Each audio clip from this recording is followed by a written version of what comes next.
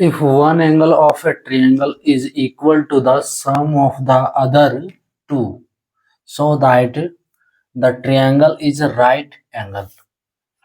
Hello dears, discuss कर रहे हैं मैथ्स और टॉपिक कंटिन्यू है geometry class 7, properties of triangles का चैप्टर है। देखो क्या दिया है कि one angle of a triangle is equal to the sum of other two, so that triangle is right angle. एक ट्रायंगल है जिसका एक एंगल बाकी दो एंगल के सम के बराबर है, जिसका एक त्रिभुज है जिसका एक कोण बाकी दो कोण के योग के बराबर है। दिखाना क्या है कि वह जो ट्रायंगल है वो एक राइट एंगल ट्रायंगल यानी कि समकोण त्रिभुज है।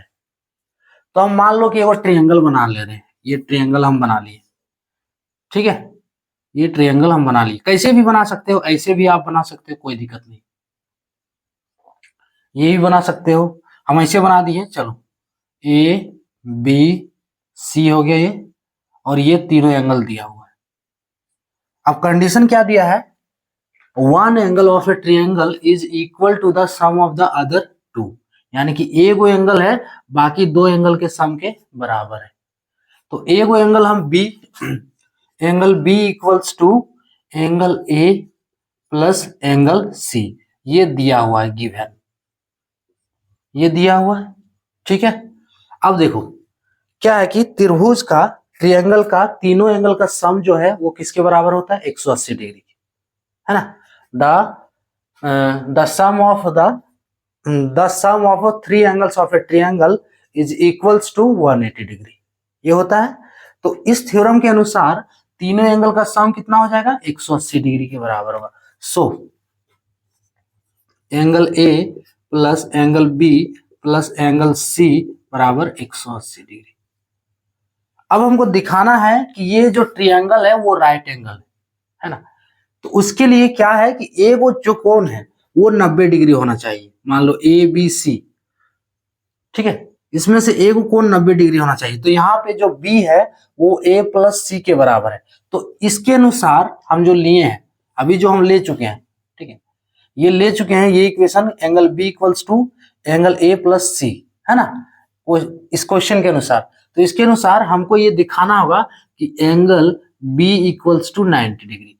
अगर ए को कोण 90 डिग्री हो किसी त्रिभुज का, ठीक है, बाकी कुछ रहे उससे कोई फर्क नहीं पड़ता है, लेकिन ए को जो एंगल है वो 90 डिग्री होना चाहिए, तब उसे हम कह देंगे कि वो जो ट्रायंगल है वो राइट एंगल ट्रायंगल है। क्लियर, वो जो त्रिभुज है समकोण त्रिभुज है, यानी कि ए को कोण 90 डिग्री होना चाहिए, बस यही हमको दिखाना। तो हम कह सकते हैं कि वह जो ट्रायंगल है राइट एंगल ट्रायंगल, बाकी भुजा क्या हो या बाकी एंगल क्या हो उससे कोई फर्क नहीं पड़ता है। क्लियर, देखो angle A plus angle B plus angle C बराबर 180 डिग्री, ये है थ्योरम से होता है ये, angle A plus angle B plus angle C बराबर 180 डिग्री। अब देखो यहाँ पे दिया हुआ क्या है, एंगल बी इक्वल्स टू है angle A plus angle C, ठीक है। तो इस एंगल बी के जगह पे हम डाल देते हैं एंगल ए, एंगल ए और एंगल सी की जगह पे क्या डाल देते हैं, एंगल बी डाल देते हैं। इसको हम लिख सकते हैं एंगल एंगल बी को पहले लिख दिए angle A plus angle C बराबर 180 डिग्री। अब एंगल ए और एंगल सी इसका सम है एंगल बी, तो इस एंगल ए और एंगल सी इसको जो जोड़े इसके जगह पे डाल देंगे एंगल बी, तो क्या बनेगा, और angle B plus angle B होगा is equals to 180 degree. So और टू एंगल बी होगा ये, so two angle B equals to 180 degree. इसलिए एंगल बी इक्वल्स टू क्या होगा, टू को एलएचएस से आरएचएस करेंगे तो ये 180 के नीचे हो जाएगा, बट्टा के नीचे 180/2 कटेगा कितना बार में, 90 बार में। सो एंगल बी का वैल्यू कितना आ गया, 90 डिग्री। अब ये कोण हमको 90 डिग्री मिल चुका है ना। तो हम ये कह सकते हैं कि hence triangle A B C is right angle triangle, right angle triangle.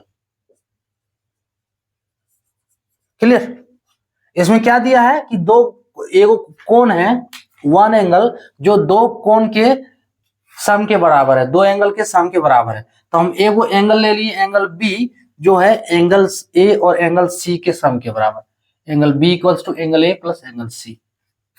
ठीक है, अब देखो angle A plus angle B plus angle C बराबर 180 डिग्री होता है। हमको दिखाना है angle B equals to 90 degree, ये दिखाना है तो हम समझ जाएंगे समकोण त्रिभुज है। तो इस एंगल ए और एंगल सी के सम की जगह जो बी है ये वैल्यू डाल देना है। तो angle B plus angle B बराबर 180 डिग्री, सो 2 एंगल बी बराबर 180 डिग्री, इसलिए एंगल बी बराबर 180/2 है ना, 180/2 बराबर 90 डिग्री। सो ये 90 डिग्री हो गया, अतः जो हमारा hence triangle ABC is right angle triangle, यह एक समकोण त्रिभुज है। क्लियर, तो ये था टॉपिक।